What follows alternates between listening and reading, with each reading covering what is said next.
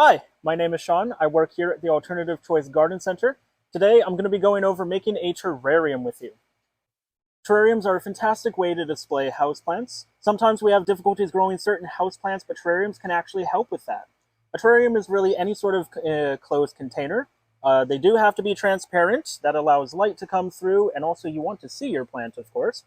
This allows for different conditions that certain plants like calatheas and ferns really benefit from.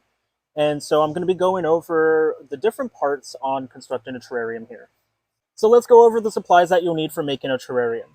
First and foremost is obviously the terrarium itself. This can be any sort of transparent container, glass, or plastic.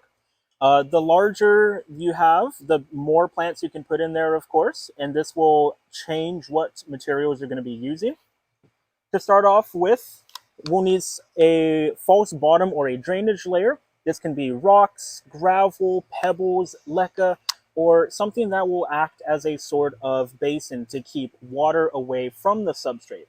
This helps to prevent an anaerobic environment forming, which can sometimes lead to root rot and nasty smells. When using smaller terrariums like this, I might only stick with about 1 centimeter or a pinky's width of false bottom.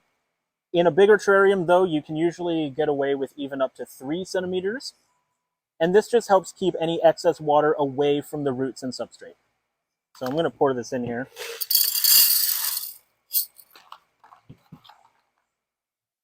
So when you have a drainage layer here, I like to separate them from the substrate.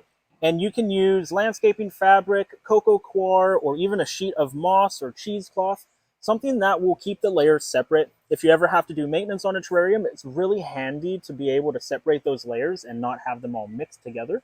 So when constructing a terrarium, I usually start with what's called hardscaping first. This is things like rocks, wood, or any other inorganic or non-living material. You use this to sort of design where plants are going to go and how that's going to affect where you place them and what the terrarium looks like. Though some people choose not to do hardscaping at all, and all they want to do is put plants in the terrarium and nothing else, and it's up to you.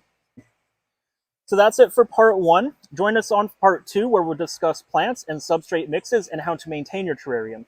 Thanks for watching.